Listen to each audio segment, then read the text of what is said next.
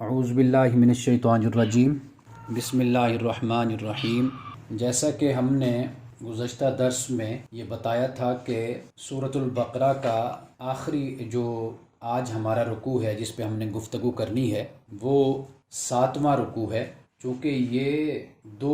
آیتوں پر مشتمل ہے یہ رکوع، اس لیے ہم اس پہ بات کریں گے اور پھر اس کے بعد سوالات اگر آپ کی طرف سے لائیو ہوں گے تو ہم ان پر بھی گفتگو کریں گے۔ اس رکوع کے حوالے سے چونکہ یہ مختصر ہے تو اس لیے سوال بھی میرے پاس 4 سوال آئے تھے، اور پھر آج ایک اور سوال مجھے بھیجا گیا تو وہ بھی میں شامل کر لوں گا، تو اس طرح 5 سوالات ہیں آج ہمارے پاس۔ پہلا سوال ہے کہ جس پتھر سے پانی نکلا تھا اسے حضرت موسیٰ علیہ السلام ہر جگہ ساتھ رکھتے تھے، یعنی جہاں ہجرت کر کے جاتے تھے، سفر کرتے تھے تو وہ پتھر آپ کے ساتھ ہوتا تھا، یا وہ پتھر کسی جگہ پر تھا کہ جہاں پہ آپ نے اپنے عصا کو مارا اور پھر چشمے پھوٹے تھے؟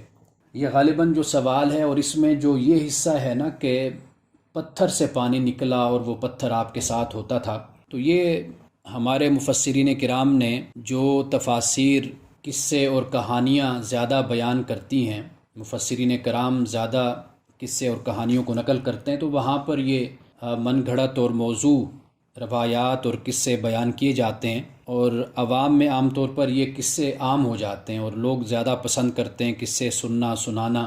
تو شاید یہ جو سوال ہے اس کا اشارہ اسی بات کی طرف ہے کہ ایک روایت ہمیں یہ ملتی ہے کہ حضرت موسیٰ علیہ السلام کے پاس وہ پتھر تھا، تو جہاں پہ جاتے وہ پتھر رکھتے، اس پر عصا مارتے تو پھر چشمے پھوٹ پڑتے تھے۔ تو اس لیے اس سوال میں جو پوشیدہ روایت کی طرف اشارہ ہے وہ تو بالکل ہی موضوع اور من گھڑت روایت ہے۔ باقی میں عرض کر دیتا ہوں کہ اس پتھر کا نہ قرآن میں کہیں ذکر ہے اور نہ ہی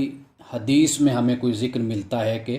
کوئی ایسا پتھر تھا کہ جو حضرت موسیٰ علیہ السلام اٹھائے پھرتے تھے۔ تورات کے مطابق یہ جو دشت سینا ہے یہاں یہ واقعہ ہوا تھا، اور آج بھی جو مصر کا صوبہ ہے سینا، وہاں کہتے ہیں کہ جو آثار قدیمہ کے ماہرین ہیں انہوں نے یہ بتایا ہے کہ وہاں پر عیون موسیٰ کے نام سے، یعنی حضرت موسیٰ علیہ السلام کے نام سے چشمے وہاں پر موجود ہیں۔ آثار قدیمہ کا کہنا ہے کہ کچھ تو چشمے ظاہر ہوئے ہیں، دریافت ہوئے ہیں، لیکن کچھ چشمے ایسے ہیں کہ جو وقت کے ساتھ ساتھ پھر گم ہو گئے ہیں، پوشیدہ ہو گئے ہیں، تو ان کی دریافت کے لیے اور ان کی تحقیق کے لیے کام جاری ہے۔ تو یہ کتابوں میں یہ سب کچھ ہمیں مل جاتا ہے۔ اگر حضرت موسیٰ علیہ السلام کے حوالے سے اگر چشموں پہ جو تاریخی کتابیں ہیں اور آثار قدیمہ کی، اور خاص طور پہ عرب میں جو کام ہوا ہے مصر میں اور سعودیہ میں،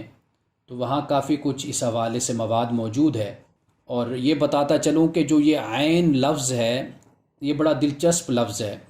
ایک تو عین کا مطلب جیسے میں نے عیون بولا یعنی چشمے، عین کا ایک مطلب آنکھ بھی ہوتا ہے، اور عین کا مطلب چشمہ بھی ہوتا ہے، گھٹنا بھی ہوتا ہے، اور اس کا مطلب سونا بھی ہوتا ہے یعنی گولڈ۔ تو یہ لفظ عین کے مختلف معانی ہیں۔ تو یہاں پر جو چشموں کا ذکر آیا، 12 چشمے اور 12 قبیلے، حضرت یعقوب علیہ السلام کے جو 12 بیٹے تھے اس نسبت سے، یعنی ہر ایک کا پھر آگے قبیلہ بنا، اور بائبل میں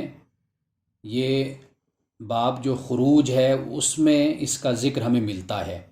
اور پھر 12 بیٹوں سے پھر آگے 12 قبیلے وہ جاری ہوئے۔ تو اس طرح وہ جو 12 قبیلے قرآن مجید بیان کرتا ہے وہ میں آیت کریمہ بھی تلاوت کر دیتا ہوں۔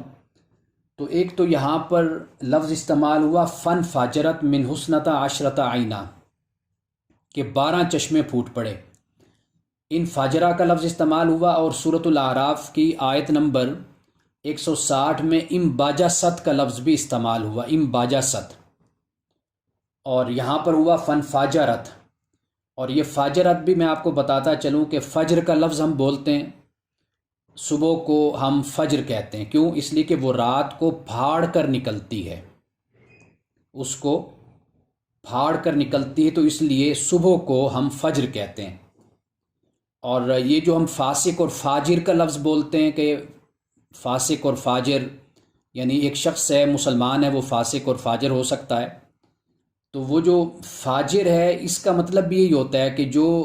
دیانت کو یعنی دینداری کو جو پھاڑ دیتا ہے، اس کے پردے کو، یعنی اس کا لحاظ اور شرم نہیں کرتا کہ دین کا ایک پردہ ہے، دین کی ایک پردہ پوشی ہے کہ انسان اپنے اوپر اس کو ڈال کے رکھتا ہے، دین کی پابندی کرتا ہے، حیا اور شرم کرتا ہے، اور جو اس حیا اور شرم کو اتار دیتا ہے اس کو پھر ہم عربی زبان میں کہتے ہیں کہ یہ شخص فاجر ہے۔ تو در حقیقت جو فجر لفظ ہے اس کا مطلب ہوتا ہے پھٹ جانا۔ تو یہاں پہ جب فرمایا کہ فن فاجرت من حسنتا عشرت آئینہ، تو اس میں سے 12 چشمے پھر پھوٹے، تو یہاں پر ان فاجرت کا لفظ ہے۔ اور سورۃ الاعراف میں ام باجست کا لفظ آیا ہے، ام باجست۔ تو ام باجست کا مطلب ہوتا ہے کہ پہلے شروع میں جو پانی کا نکلنا ہے چشمے سے وہ ام باجست ہے، اور پھر اس کا بڑی رفتار سے نکلنا پھر وہ فن فاجرت ہے۔ یعنی آپ دیکھیے کہ قرآن مجید میں اللہ سبحانہ و تعالیٰ نے چشموں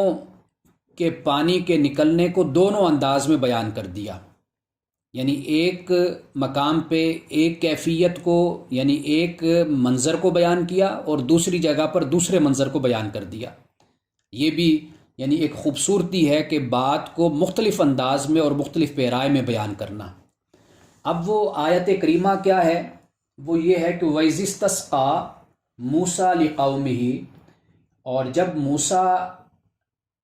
موسیٰ نے اپنی قوم کے لیے پانی مانگا۔ استسقاء، نماز استسقاء بھی ہم پڑھتے ہیں جب بارش نہیں ہوتی، تو استسقاء کا مطلب یہی ہوتا ہے پانی کا طلب کرنا، پانی کا مانگنا۔ فَقُلْنَا اضْرِب بِعَصَاكَ الْحَجَرَ، تو ہم نے پھر موسیٰ علیہ السلام سے کہا کہ اپنا عصا چٹان پر مارو۔ فن فاجرت من حسنتا عشرت عینہ، تو پھر اس سے 12 چشمے پھوٹ نکلے۔ قد علم کل اناس مشربہم، تو پھر ہر قبیلے نے اپنی پینے کی جگہ کو پا لیا، جان لیا۔ اب فرمایا کلوا واشربوا من رزق اللہ، کھاؤ اور پیو اللہ کے رزق سے۔ ولا تعثوا فی الارض مفسدین، اور زمین میں فساد مت کرتے پھرو، فسادی مت بنو زمین میں۔ کیونکہ کھانے اور پینے کے بعد انسانی تاریخ یہی بتاتی ہے کہ جب انسان کا پیٹ بھرتا ہے، انسان کی بنیادی ضرورتیں پوری ہوتی ہیں، تو پھر اس کا اگلا قدم یہی ہوتا ہے کہ وہ اقتدار اور پھر سلطنت اور پھر دنیا پہ غلبہ، یہ سوچ اس میں پیدا ہوتی ہے۔ تو اس لیے اللہ سبحانہ و تعالیٰ نے جہاں پر بھی انسان کے لیے خوشحالی کا، پروسپیرٹی کا ذکر کیا ہے، وہاں پہ ساتھ ہی اللہ تعالیٰ نے فساد کا بھی ذکر کر دیا کہ انسان خوشحالی کے بعد مثبت قدم بھی اٹھاتا ہے، اس میں کوئی شک نہیں ہے، لیکن خوشحالی کے بعد انسان سے یہ بھی توقع ہوتی ہے کہ وہ منفی قدم بھی اٹھائے گا، تخریب کی طرف اور فساد کی طرف بھی جائے گا۔ تو اللہ سبحانہ و تعالیٰ نے اس لیے قرآن پاک میں جہاں بھی ہم دیکھتے ہیں، اللہ نے یہ فرمایا کلوا واشربوا ولا تسرفوا، کھاؤ پیو لیکن اسراف مت کرو۔ اسراف بھی یہی ہے کہ جس نے جو امانت دی ہے، جو اس نے نعمت دی ہے، اس کی مرضی کے خلاف استعمال کرنا ہی اسراف ہوتا ہے۔ تو یہاں پہ اللہ سبحانہ و تعالیٰ نے کھانے پینے کے ساتھ فساد سے بھی منع کر دیا کہ کھاؤ پیو لیکن فساد نہیں کرنا۔ تو پہلا سوال تھا اس رکوع کے پہلی آیت سے متعلق، یعنی آیت نمبر 60 سے۔ اب اگلا سوال یہ ہے کہ کیا ککڑی، پیاز اور مسور جو قرآن نے بیان کیا ہے، قرآن نے بیان کیا بقل، قصہ، فوم، عدس، بصل۔ بقل یعنی ترکاری، سبزی وغیرہ، قصہ سے مراد پھر ککڑی ہو گئی، فوم لہسن، یعنی جیسے ہم تھوم کہہ دیتے ہیں تو عربی میں سوم بھی کہتے ہیں اس کو، سوم، تو وہ تھوم بن گیا، ہمارے ہاں یہ لفظ بھی استعمال ہوتا ہے، لہسن۔ اچھا، پھر اس سے آگے مسور، عدس اور بصل، پیاز، اور ہمارے ہاں وصل کا لفظ بھی استعمال کرتے ہیں، یعنی پیاز کو وصل بھی کہتے ہیں، سرائکی میں بھی وصل کہتے ہیں، ممکن ہے کہ پنجابی میں بھی یہ لفظ اس کے لیے استعمال ہوتا ہو۔ تو یہ الفاظ پھر مختلف زبانوں میں جب جاتے ہیں تو وہ تھوڑی بہت شکل تبدیل کر کے استعمال کیے جاتے ہیں۔ جیسے عربی زبان میں بصل ہو گیا پیاز، اور سرائکی میں اس کو وصل کر دیا گیا، اور اس طرح فوم ہے تو تھوم ہے، لہسن جس کو ہم کہتے ہیں۔ تو یہ سوال یہ ہے کہ جی یہ واقعی جب ہم پڑھتے ہیں ایک طالب علم کی حیثیت سے، تو ہمیں واقعی یہ سوال ہمارے ذہن میں آتا ہے کہ ککڑی، پیاز اور مسور کیا یہ واقعی ناقص چیزیں ہیں کہ اللہ سبحانہ و تعالیٰ نے یہاں پر یہ فرمایا؟ کیا فرمایا؟ میں پڑھ دیتا ہوں۔ وَإِذْ قُلْتُمْ يَا مُوسَىٰ، اور جب تم نے کہا اے موسیٰ، لَن نَّصْبِرَ عَلَىٰ طَعَامٍ وَاحِدٍ، کہ ہم ایک کھانے پر تو صبر نہیں کریں گے۔ فَادْعُ لَنَا رَبَّكَ، تو مانگ ہمارے لیے اپنے رب سے، یخرج لنا، کہ وہ نکالے ہمارے لیے، مما تنبت الارض، اس سے جو زمین پیدا کرتی ہے۔ کس سے؟ بقل ہے، ترکاری ہے، اور قصا ہے، ککڑیاں ہیں، فوم ہے، لہسن ہے، اور عدس ہے، مسور کی دال، مسور، اور بصل اور پیاز۔ یہ اللہ تعالیٰ سے یعنی کہو کہ ہمارے لیے یہ چیزیں بھی ہمیں مہیا کرے۔ تو آگے اللہ پاک نے فرمایا قَالَ تَسْتَبْدِلُونَ الَّذِي هُوَ أَدْنَىٰ بِالَّذِي هُوَ خَيْرٌ، کیا تم وہ چیزیں جو ادنا ہے اس کے بدلے میں لینا چاہتے ہو جو بہتر ہے؟ یعنی اللہ تعالیٰ نے جو تمہیں دیا وہ تو بہتر دیا، اور تم اب یہ طلب کرنا چاہتے ہو۔ اچھا، اس کا مطلب ایک لحاظ سے یہ ہرگز نہیں ہے کہ ان چیزوں کو اللہ سبحانہ و تعالیٰ کوئی ناقص یا کم تر ان کو قرار دے رہا ہے۔ اصل بات یہ ہے کہ اللہ سبحانہ و تعالیٰ نے بنی اسرائیل کو دنیا کی قیادت کے لیے منتخب کیا، اور فرعون کی غلامی سے اور اس کے پنجہ استبداد سے آزاد کروایا فرعون کے، اور حضرت موسیٰ علیہ السلام کے ساتھ بھیجا۔ اب وہ جو آزادی اور بڑا مقصد تھا، اللہ سبحانہ و تعالیٰ در حقیقت اس کی طرف یہ اشارہ کر رہا ہے کہ تمہیں اتنے بڑے مقصد کے لیے چنا گیا، اور تمہیں فرعون کی غلامی سے تمہیں آزاد کروایا گیا، اور تمہاری حالت یہ ہے کہ تم ابھی تک کھانے پینے میں ہی رغبت رکھتے ہو، اور کھانے پینے میں ہی تمہارا شوق اور ذوق ہے۔ تم اس مقصد پر توجہ کرو جس مقصد کے لیے تمہیں منتخب کیا گیا ہے۔ یعنی یہاں یہ اصل جو بات سمجھائی جا رہی ہے وہ یہ ہے، یعنی کتنا بڑا مقصد ہے کہ تمہیں اللہ تعالیٰ نے فضیلت دی، اللہ نے تمہیں چنا تمام اقوام عالم پر، اللہ نے تمہیں اپنا پیغام دیا، موسیٰ کو بھیجا، تمہیں تورات دی، اللہ کے پیغامات تمہیں ملے، اور اللہ تعالیٰ نے من و سلوہ تم کو عطا کیا، یعنی فطرت سے اور قدرت سے تمہارے لیے اس کا ارینج کر دیا کہ جس کے لیے تمہیں کوئی سٹرگل، کوئی محنت، کوئی کاشتکاری کچھ بھی نہیں کرنا پڑتی، تاکہ تم اپنے مقصد کی طرف بڑھو اور مقصد کو حاصل کرو۔ اور تمہاری حالت یہ ہے کہ تم کھانے پینے میں ہی مصروف ہو، تم یہ چاہتے ہو ہمیں یہ کھانے کو مل جائے، ہمیں وہ کھانے کو مل جائے۔ یعنی جو زندگی کے مقاصد ہیں ان پر نظر رکھو، اور اعلیٰ مقاصد جسے اقبال نے کہا مقاصد جلیلہ، اور مقاصد جلیلہ کی خاطر مفاد عاجلہ کو قربان کرنا پڑتا ہے۔ تو اللہ تعالیٰ نے کہا کہ جب تمہاری زندگی میں اتنے بڑے مقاصد ہیں اور موسیٰ پیغمبر تمہارے ساتھ ہے، پھر تم ان باتوں میں پھنسے ہوئے ہو، چھوٹی چھوٹی چیزوں میں، بھئی اب ہمیں دال مل جائے، مسور مل جائے، ہمیں پیاز مل جائے، ہمیں لہسن مل جائے، ہمیں ککڑی مل جائے، ترکاری مل جائے، تم ان چیزوں میں پھنسے ہو۔ اور چونکہ یہ چیزیں واضح بات ہے چٹخارے دار تو تھی نا، ہیں بھی صحیح، یعنی جب ان کو پکایا جاتا ہے، بنایا جاتا ہے تو مزیدار لگتی ہیں یہ چیزیں۔ آپ کو معلوم ہے کہ ہمارے مشرقی کھانے مغرب میں بہت پسند کیے جاتے ہیں، بلکہ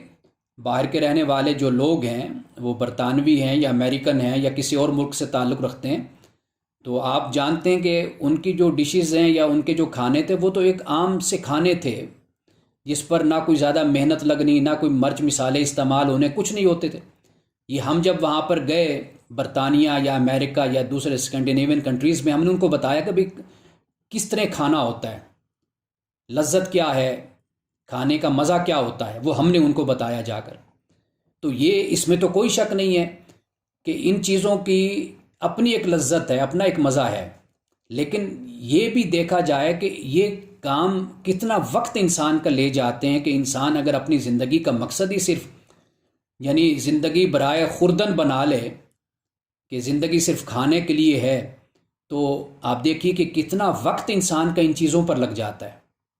اور انسان صرف اور صرف اپنے پیٹ کا ہی بندہ بن کر رہ جاتا ہے۔ تو یہاں در حقیقت اس بات کی طرف اشارہ ہو رہا ہے۔ ادنا چیز کیا ہے؟ یہ نہیں ہے کہ یہ اللہ کی نعمتیں ادنا ہیں، اصل اشارہ اس بات کی طرف ہے کہ جس مقصد کی خاطر تمہیں فرعون سے آزادی دلوا کر تمہیں اس سفر پر آمادہ کیا گیا، اور تم نے کیا کرنا ہے میں آگے جا کر بیان کروں گا کہ فلسطین کو فتح کرنا ہے۔ فلسطین ایک خوشحال ملک تھا اس وقت، حضرت ابراہیم کی سرزمین، حضرت اسحاق کی سرزمین، حضرت یعقوب کی سرزمین، کہ اس کو فتح کرنا ہے، وہاں پر جا کر تم نے بسیرا کرنا ہے۔ لیکن جب وہ وقت آیا تو پھر بیٹھ گئے کہ جی اب تو ہم نے نہیں جانا۔ اذهب فانت ربک فقاتلا انا ہاہنا قاعدون، اے موسیٰ تو جا اور تیرا رب جائے، تم دونوں جا کے لڑو، ہم تو نہیں لڑتے، ہم تو یہاں بیٹھے ہوئے ہیں۔ تو یہ اصل اس بات کی طرف اشارہ کیا گیا ہے، یہ بتایا گیا۔ اب آپ دیکھیے کہ اگر اس کو مقصد سے ہٹ کر ذرا اس طرف بھی ہم دیکھ لیں کہ من و سلوہ اللہ کی طرف سے ایک چیز عنایت ہو رہی ہے، اللہ تعالیٰ کی طرف سے ایک نعمت ملی ہے، اللہ تعالیٰ دے رہا ہے قوم کو، لیکن وہ من و سلوہ کے مقابلے میں اب کہتی ہے کہ جی ہمیں یہ، اس کے مقابلے میں ہمیں فلاں چیزیں دو، ترکاری دو، یہ دو، وہ دو۔ یعنی اللہ تعالیٰ کی نعمت کی ناشکری کہ اس نے من و سلوہ کا انتظام کیا اپنی قدرت سے اور فطرت کے نظام سے، تمہیں وہ سب کچھ مہیا کر دیا، لیکن پھر تم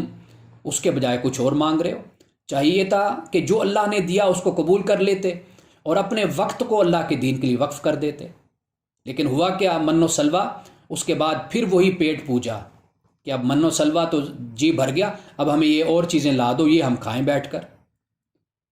تو یہ یہاں پر اس بات کی طرف اشارہ کیا جا رہا ہے کہ بدقسمتی سے، یعنی اگر اسی بات کو ہم اپنے سامنے رکھ لیں نا تو ہمارے حالات بھی بالکل ایسے ہی ہیں۔ یعنی آپ دیکھیے کہ ہم اپنی میں سے، اپنی انا سے، اپنی ضرورتوں سے، اپنی آسائشوں سے ہی ہم باہر نہیں آ رہے، اور دنیا کہاں سے کہاں جا رہی ہے، اور ابھی ہمارا سفر جس طرف شروع نہیں ہوا، دنیا اپنا سفر مکمل کر کے واپس آ جاتی ہے۔ تو ہمارا معاملہ بھی کچھ ایسا ہی ہے کہ ہم بھی بے مقصدیت اور ڈائریکشن لیس قسم کی قوم بن گئے ہیں، اور ہماری زندگی میں بھی کوئی علمی، کوئی فکری، کوئی ایسی مصروفیت ہماری زندگی میں نہیں ہے کہ ہم کوئی شعور کی طرف سفر کریں، علم کی طرف آگے بڑھیں، کچھ آگہی ہم حاصل کریں۔ وہ تو بالکل ہی ہماری زندگی میں بالکل چیزیں مائنس ہو گئی ہیں۔ بس یہی ہے، ایک جیسے جانوروں کی زندگی ہے،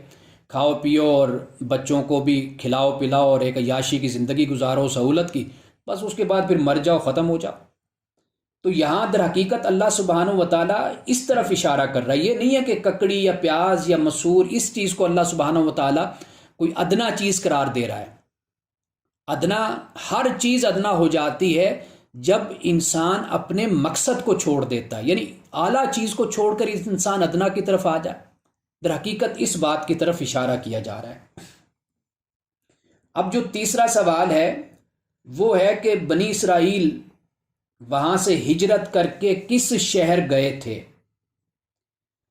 یہ سوال بڑا اہم ہے۔ یہاں پر اصل جو لفظ استعمال ہوا ہے وہ مصرن کا لفظ استعمال ہوا ہے۔ عربی گرامر جاننے والے اس بات سے واقف ہیں کہ جب یہ مصرن یعنی را پر جب تنوین آ گئی ہے تو اس سے مراد کوئی شہر ہے، یعنی یہ کسی شہر کا نام نہیں، جیسے آج ایجپٹ ہم جس کو کہتے ہیں، مصر کہتے ہیں۔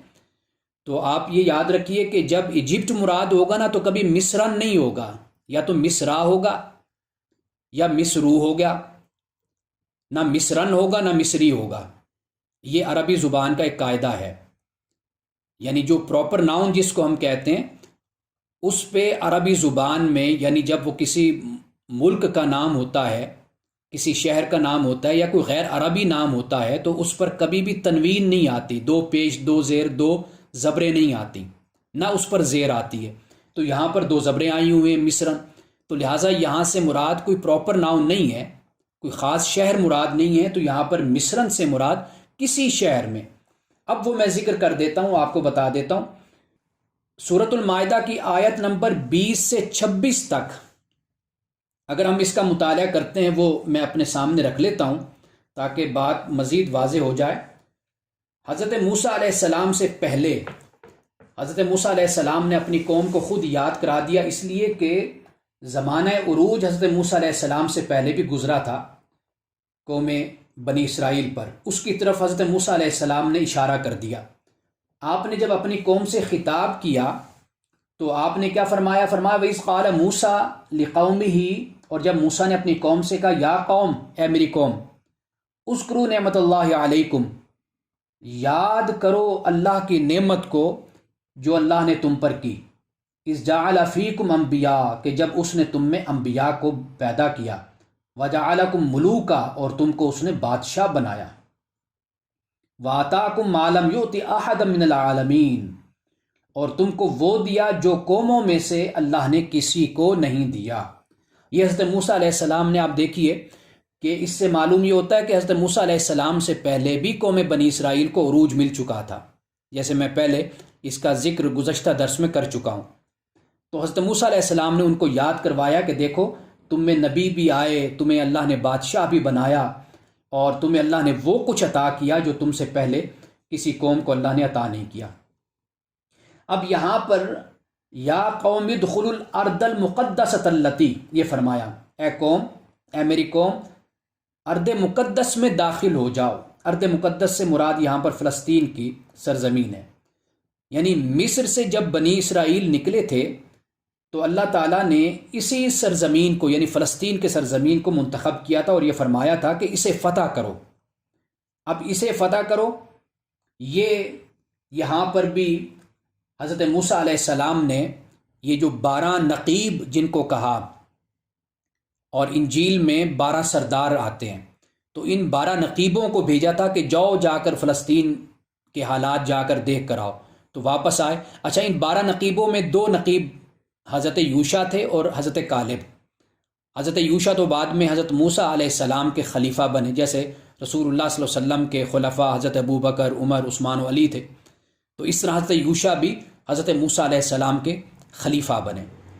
اچھا، یہ دونوں خدا خوفی رکھنے والے تھے، انہوں نے پھر اپنے ان باقی سرداروں کو اور قوم کو اس بات پہ آمادہ کرنے کی کوشش کی کہ بھئی نکلو، چلیں، چل کے ان کا مقابلہ کرتے ہیں، کیونکہ فلسطین کا دورہ کر کے، مشاہدہ کر کے جب یہ واپس آئے تو انہوں نے بتایا کہ بھئی ملک تو وہ بڑا خوشحال ہے، وہ سرزمین بڑی خوشحال ہے،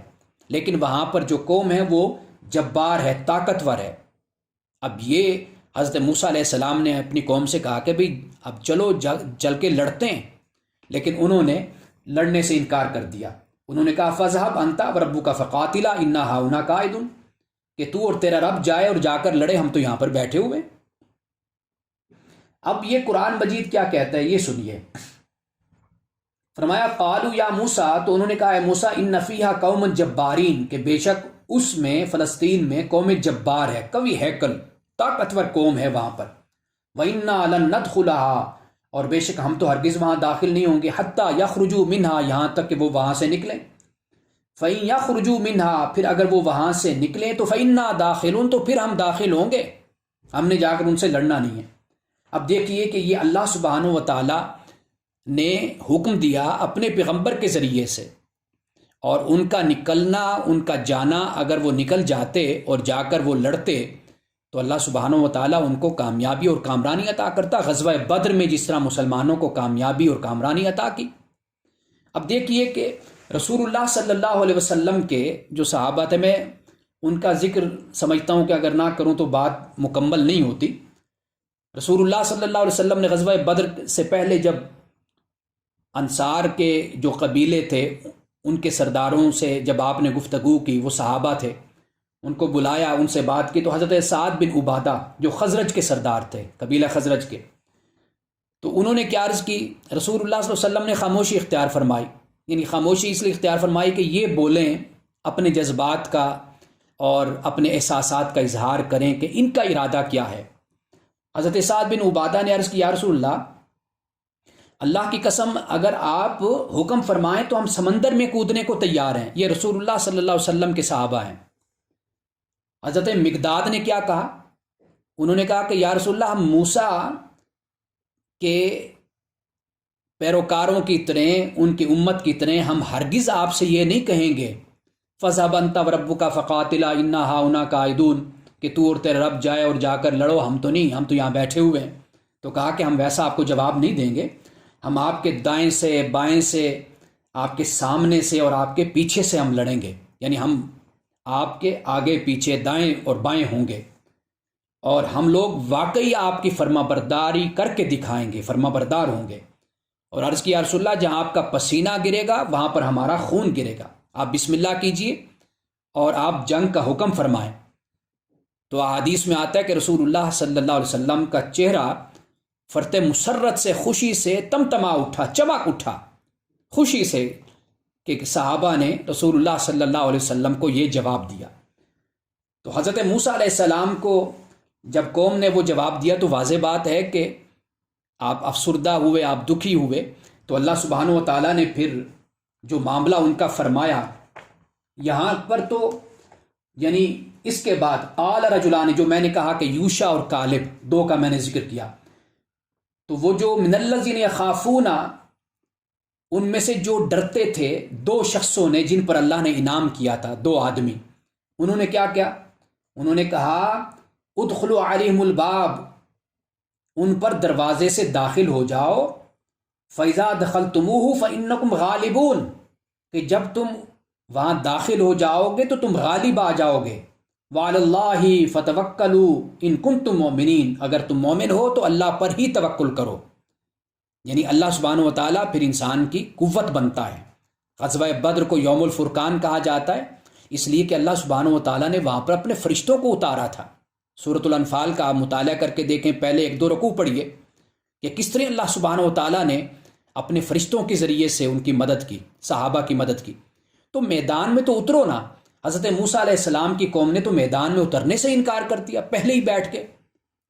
تو یہاں پر قرآن مجید نے اس بات کو بیان کر دیا کہ پھر آگے جا کر قالوا یا موسیٰ، تو انہوں نے کہا ہے موسیٰ انا لن ندخلها ابدا ما داموا، کہ ہم ہرگز کبھی بھی وہاں داخل نہیں ہوں گے جب تک وہ اس میں ہیں۔ فَاذْهَبْ أَنْتَ وَرَبُّكَ فَقَاتِلَا إِنَّا هَاهُنَا قَاعِدُونَ۔ اب یہاں پر دیکھیے وہ جو کسی شاعر نے کہا کہ لمحوں نے خطا کی تھی صدیوں نے سزا پائی، اب یہاں یہ صورتحال بنی کہ حضرت موسیٰ علیہ السلام کی اس قوم نے نافرمانی کی، اور آپ اپنی قوم کے ساتھ دشت فاران میں آپ وہاں پر تھے، اور یہ فلسطین کی کوئی جنوبی سرحد سے یعنی متصل یہ واقع ہے، اور حضرت موسیٰ نے یہاں سے بنی اسرائیل کے یعنی یہ جو دشت فاران ہے یہاں سے 12 سرداروں کو فلسطین بھیجا تھا، اور ان میں پھر یوشع اور کالب کا جیسے میں نے ذکر کیا وہ بھی تھے، اور انہوں نے کہا کہ بھئی حملہ کرتے ہیں اللہ تعالیٰ ہمیں فتح دے گا۔ اچھا، پھر اس کے بعد جب انہوں نے انکار کیا، اپنے پیغمبر کی نافرمانی کی، تو اللہ تعالیٰ نے پھر فیصلہ سنا دیا، یعنی پھر اللہ نے یہ فیصلہ سنایا بائبل کے مطابق، وہاں پر ہمیں تفصیل ملتی ہے کہ ان دو کے علاوہ یعنی یوشع اور کالب کے علاوہ کوئی بھی اس سرزمین میں داخل نہیں ہو پائے گا۔ اور پھر قرآن پاک بیان کرتا ہے نا کہ قال فإنها محرمة عليهم 40 سنة يتيهون في الأرض فلا تأس على القوم الفاسقين، کہ حضرت موسیٰ علیہ السلام نے رب کی بارگاہ میں عرض کیا میرے رب، میں سوائے اپنے اور اپنے بھائی کے کسی پر کوئی اختیار نہیں رکھتا، تو اب ہم میں اور ان نافرمان لوگوں میں جدائی کر دے، فیصلہ کر دے۔ تو پھر کیا کہا اللہ تعالیٰ نے؟ اللہ نے کہا کہ فإنها محرمة عليهم 40 سنة، اب یہ زمین ان پر 40 سال کے لیے حرام کر دی گئی ہے فلسطین کی، اور اسی سرزمین میں یعنی دشت فاران میں یہ 40 سال تک بھٹکتے پھریں گے، اور پھر ان نافرمان لوگوں پر اے موسیٰ افسوس نہیں کرنا تو نے، یعنی پیغمبر تھے نا، آخر اپنی قوم سے امت سے محبت تو ہوتی ہے، تو اللہ تعالیٰ نے کہا کہ اب ان پر یہ اللہ کی حجت تمام ہوتی ہے، اور اے موسیٰ اب تو نے ان کے بارے میں غم کا اظہار اور دکھ کا اظہار نہیں کرنا۔ پھر اس کے بعد کیا ہوا؟ پھر یہ بنی اسرائیل یعنی دشت فاران سے شرق اردن تک پہنچتے پہنچتے ان کو تقریباً 38 برس لگ گئے۔ اب 38 برس اور 40 سال یعنی 2 سال کم ہے، یعنی اتنا عرصہ آپ دیکھیے کہ گزر گیا، اور اس میں پھر جو نوجوان تھے وہ ادھیڑ عمر کو پہنچے، جو بڑی عمر کے تھے وہ لوگ دنیا سے چلے گئے، یعنی زیادہ لوگ دنیا سے رخصت ہو گئے۔ اسی طرح ہی تو ہوتا ہے نا، آپ غزوہ بدر میں دیکھیے، میں نے ہفتے کے درس میں بڑی تفصیل کے ساتھ ہجرت حبشہ کے حوالے سے جب میں نے بتایا تو وہاں پہ میں نے یہ بتایا آپ کو کہ کفار مکہ کے گھروں میں نوجوانوں نے اسلام قبول کر لیا تھا، بوڑھے جو تھے وہ غزوہ بدر میں مارے گئے، اور غزوہ احد میں، غزوہ خندق میں، خیبر میں ان کا صفایا ہو گیا۔ پھر جو نسل آئی وہ بالکل فریش، تر و تازہ، ایماندار اور ایمان رکھنے والی، دیانتدار، وہ پھر رسول اللہ صلی اللہ علیہ وسلم کے ساتھ شامل ہوئی۔ اس لیے کہ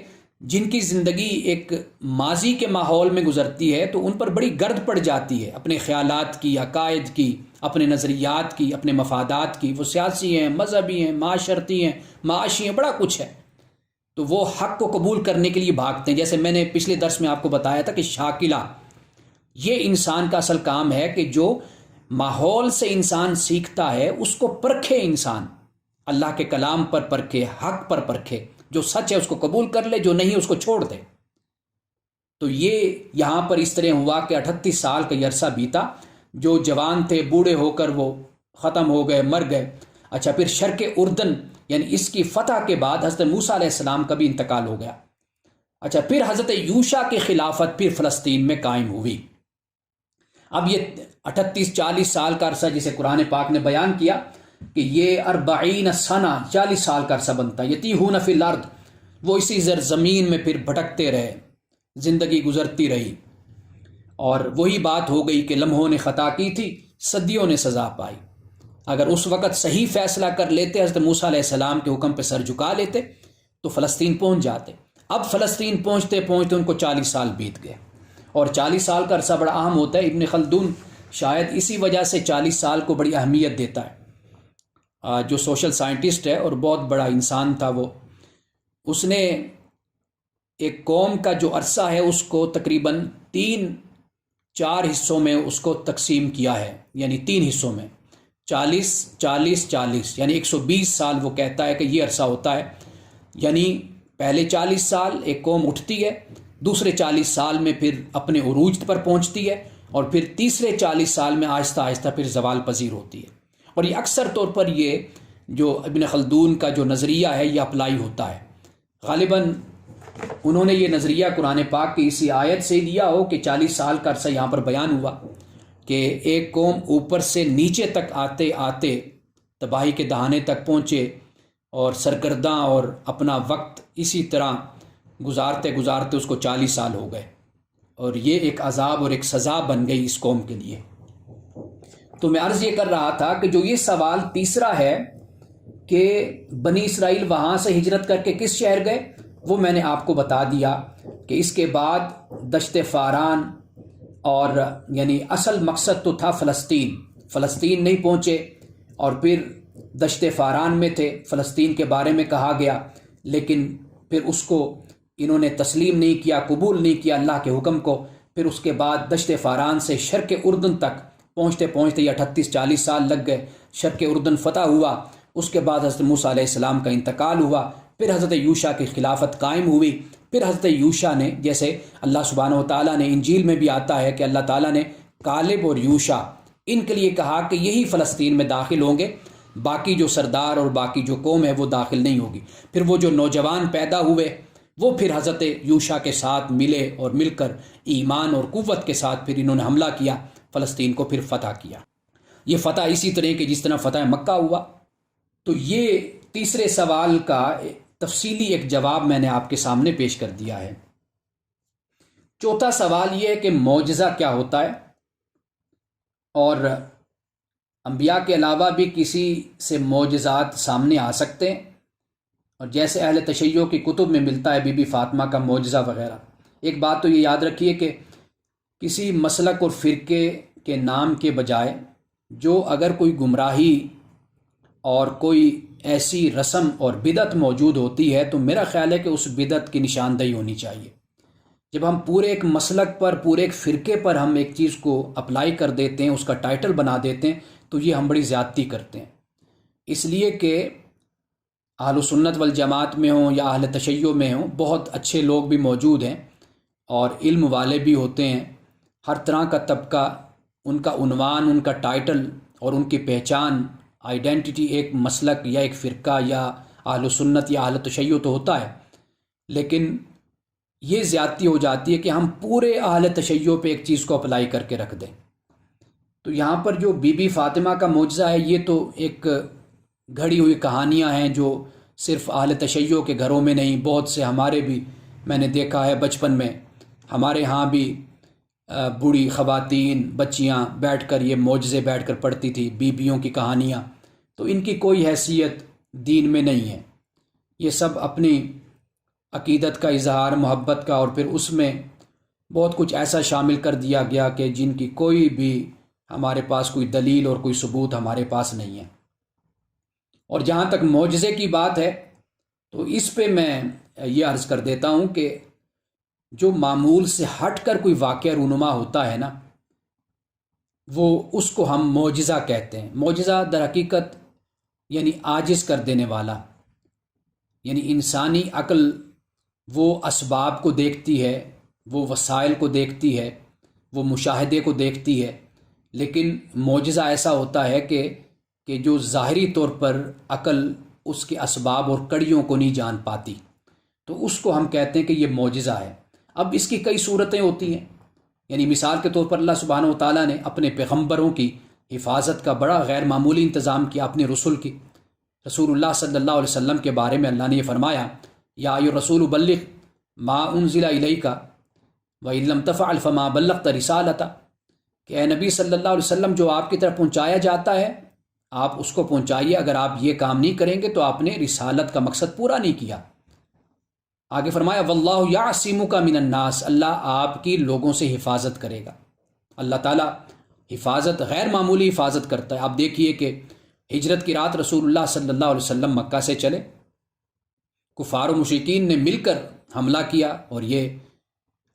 ان کا ارادہ تھا، مذموم ارادہ تھا رسول اللہ صلی اللہ علیہ وسلم کے قتل کا، لیکن اللہ تعالیٰ نے آپ کی حفاظت فرمائی۔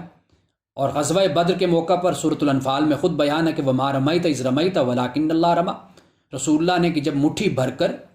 ریت کی جب آپ نے خاک کی ان کی طرف پھینکی تو اللہ نے فرمایا کہ آپ نے نہیں پھینکی، جو آپ نے پھینکی لیکن وہ اللہ نے پھینکی تھی۔ تو یہ اللہ سبحانہ و تعالیٰ اپنے پیغمبروں کی حفاظت کا ایک غیر معمولی، رسول کی حفاظت کا ایک غیر معمولی انتظام بھی کرتا ہے۔ متبعین کی، جیسے میں نے ابھی آپ کو فرشتوں کی بات بتائی کہ اللہ سبحانہ و تعالیٰ نے غزوہ بدر میں فرشتوں کو اتارا، قرآن بتاتا ہے، تو متبعین کی، پیروکاروں کی بھی اللہ سبحانہ و تعالیٰ مدد کرتا ہے۔ اچھا، ایسا بھی ہوتا ہے کہ پیغمبروں کے ہاتھ پر بھی کوئی معجزہ ظاہر ہوتا ہے، یعنی ایک تو طریقہ یہ ہوتا ہے نا کہ پیغمبر نے کبھی اپنی پیغمبری کے ثبوت میں کبھی معجزہ نہیں دکھایا تھا کہ آؤ سارے اکٹھے ہو جاؤ، آؤ بیٹھو میں تمہیں یہ دکھاتا ہوں، یہ نہیں کبھی کیا۔ ہاں کبھی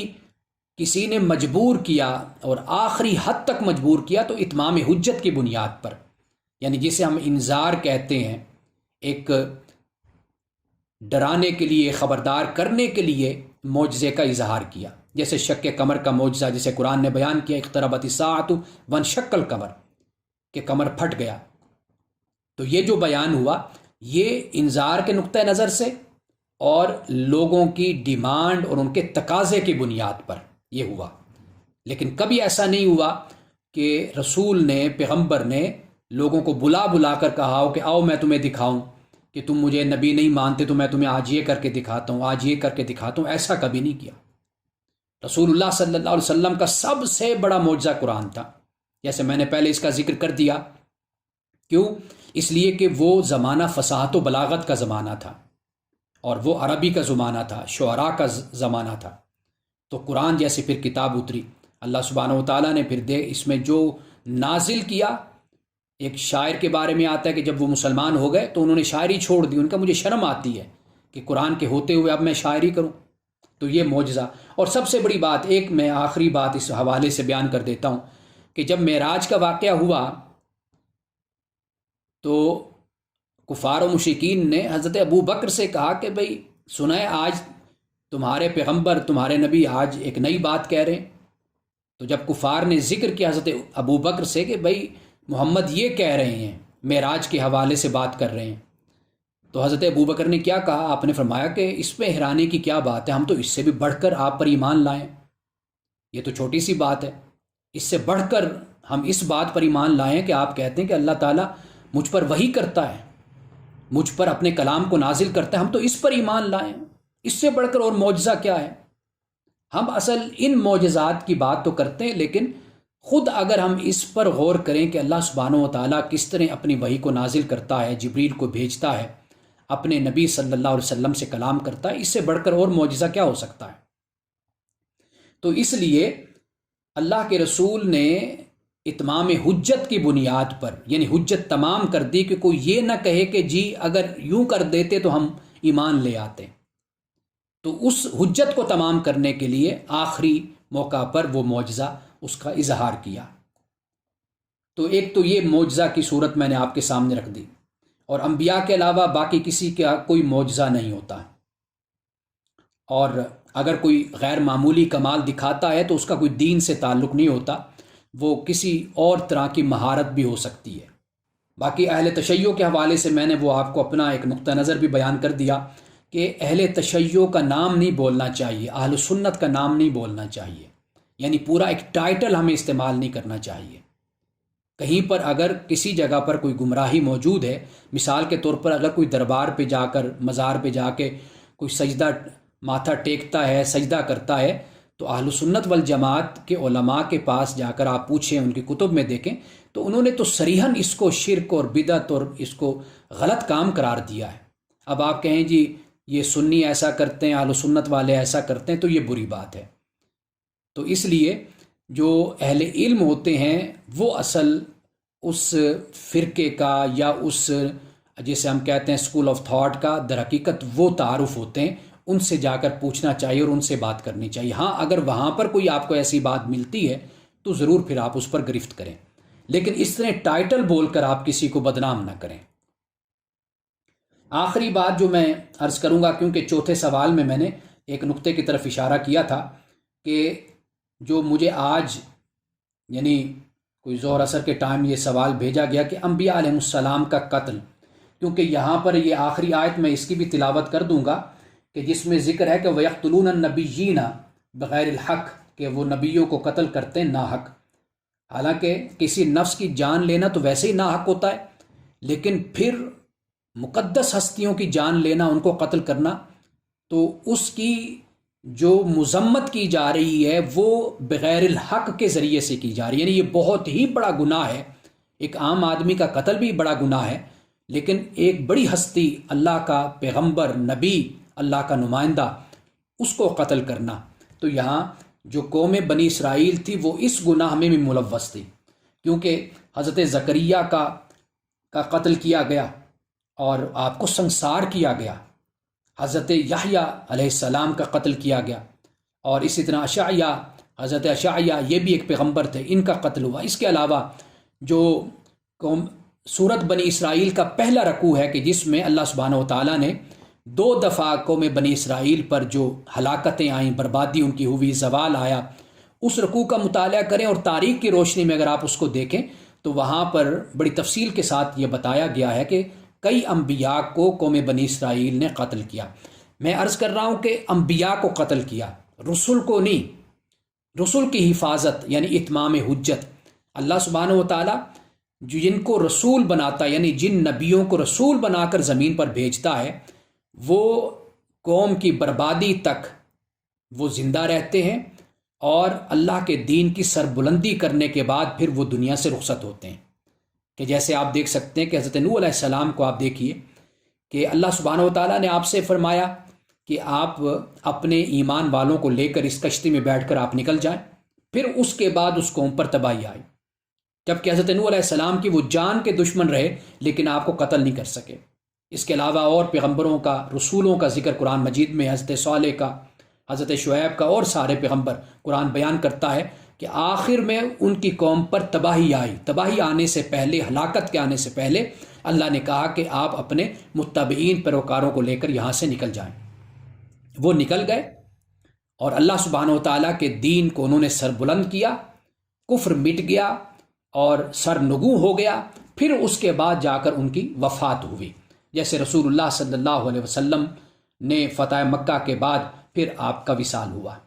اسی طرح حضرت موسیٰ علیہ السلام ہیں اور اسی طرح دیگر رسول ہیں. تو یہ میں نے رسول اور نبی کا آپ کے سامنے فرق بیان کر دیا کہ قرآن مجید میں قتل کی اگر بات ہوتی ہے تو وہ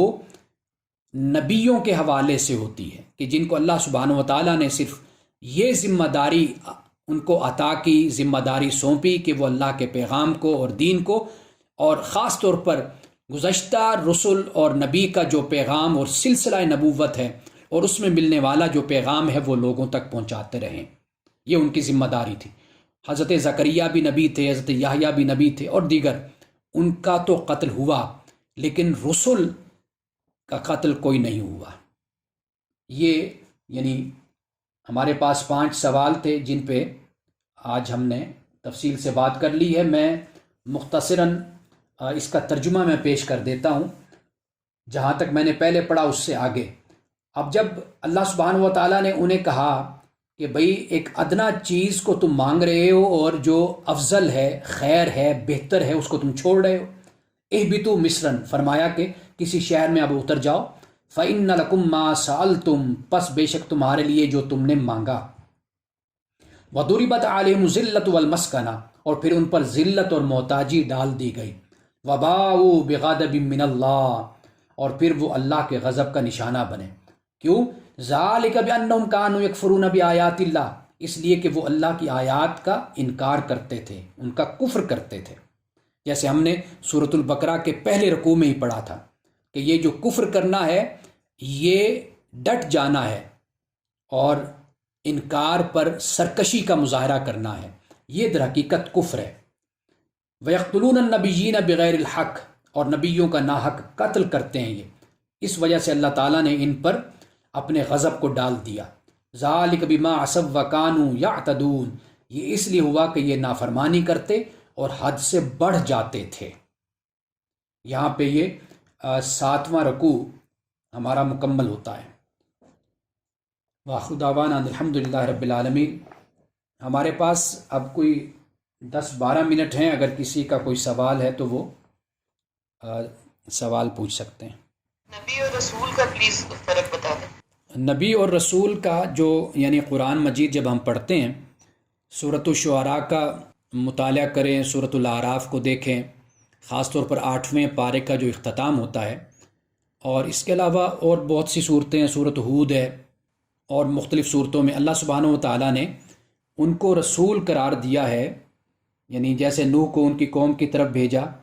اور حضرت صالح کو بھیجا، حضرت ہود کو بھیجا، اور دیگر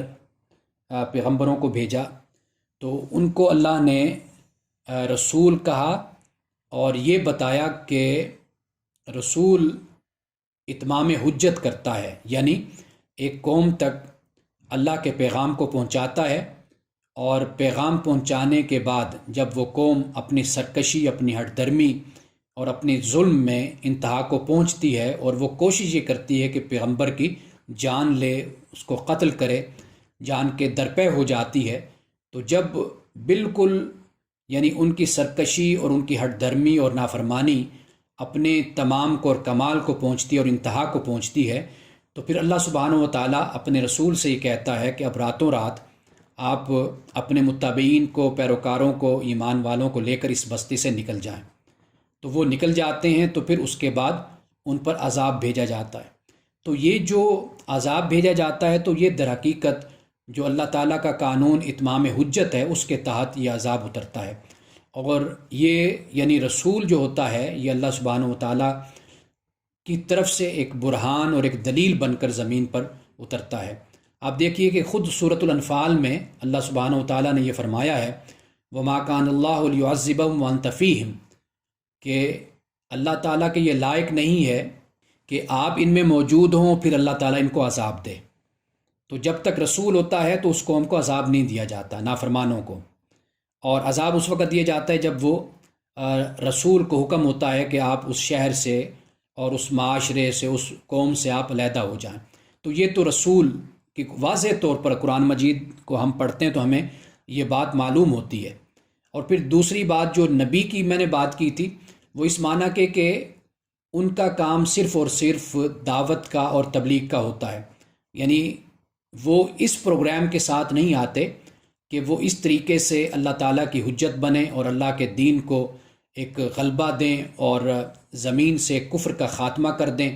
اور صرف ماننے والے اور اسلام لانے والے اور اللہ کے دین کو کے پیروکار اور اس پر عمل کرنے والے رہ جائیں، اور باقی دنیا میں یا اس ملک میں اور اس معاشرے سے وہ لوگ ختم کر دیے جائیں۔ تو یہ نبی اور رسول میں ایک فرق بیان کیا جاتا ہے۔ اور ہمارے ہاں ایک اور فرق جو پرانا یعنی ہماری کتابوں میں آج یہ بھی موجود ہے، بیان کیا جاتا ہے، یعنی طالب علمی میں ہم نے اس کو پڑھا تھا کہ رسول وہ ہوتا ہے کہ جس کو کتاب دی جاتی ہے اور جسے اللہ سبحانہ و تعالیٰ اپنے پیغام سے نوازتا ہے، یعنی ایک نئی شریعت کے ساتھ وہ زمین پر آتا ہے۔ اور جو نبی ہوتا ہے تو کہتے ہیں کہ وہ تسلسل ہوتا ہے پچھلے پیغمبر کا، تو وہ جو پچھلے پیغمبر کا تسلسل ہے اس کو ایک نئی کتاب تو نہیں دی جاتی، لیکن وہ اسی تسلسل کے ساتھ اسی پیغام کو لے کر آگے بڑھتا ہے۔ تو ہمارے ہاں یہ بھی تعریف اس کی جاتی ہے کہ وہ بھی اس کو نبی کہتے ہیں، اور جسے کتاب دی جاتی ہے تو اس کو رسول کہتے ہیں۔ نہیں سر، تعریف تو کی جاتی ہے مگر کیا یہ حقیقت ہے؟ دیکھیں، ہم نے تو قرآن مجید سے ہی بات کو سمجھنا ہے، یا رسول اللہ صلی اللہ علیہ وسلم کی جو ہمارے پاس مستند احادیث ہیں اس کی روشنی میں، یعنی قرآن مجید کا میں مطالعہ کرتا ہوں الحمدللہ 4-5 مہینے میں پورا قرآن میری نظر سے گزرتا ہے ایک بار، تو یہ بات یعنی قرآن پاک کو پڑھ کر ہی انسان کا جو ایک آئیڈیا اور جو ایک نظریہ قائم ہوتا ہے وہ یہی ہے کہ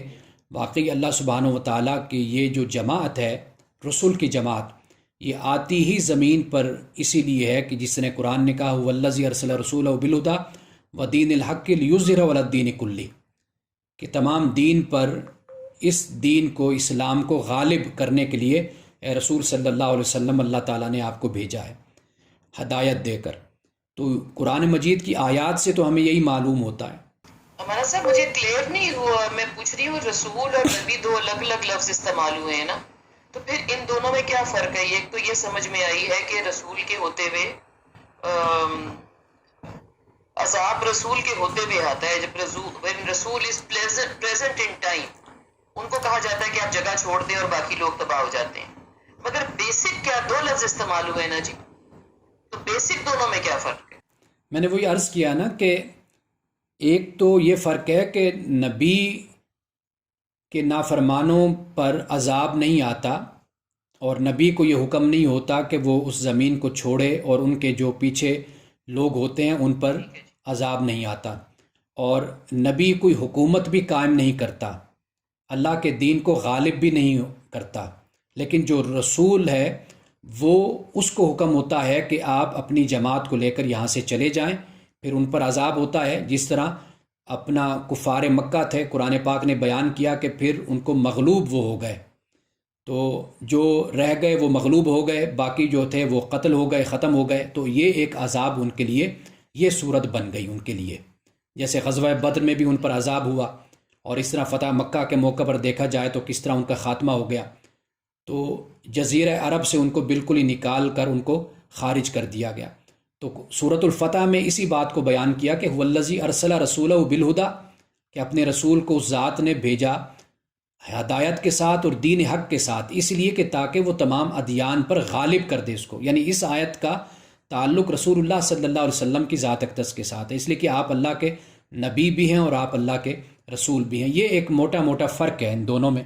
لیکن میں نے ایک اور فرق آپ کو یہ بتایا، شاید اس وقت کنیکشن کمزور ہو گیا تھا، کہ نبی وہ ہوتا ہے کہ جو گزشتہ پیغمبر کے پیغام کو لے کر آگے آتا ہے، یعنی وہ نئی شریعت لے کر نہیں آتا، تو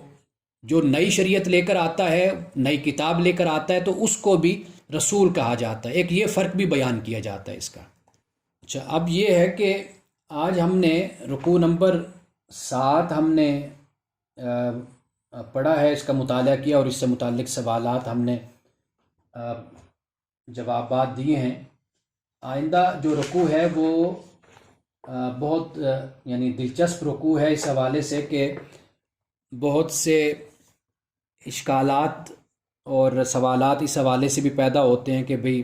اللہ تعالیٰ نے کہا کہ ایمان والے یہودی، نصارہ اور صابی جو ایمان لائے اللہ پہ، یوم آخرت پہ، تو اسے نہ کوئی خوف ہے نہ کوئی ڈر ہے، یعنی وہ جنت میں جائے گا،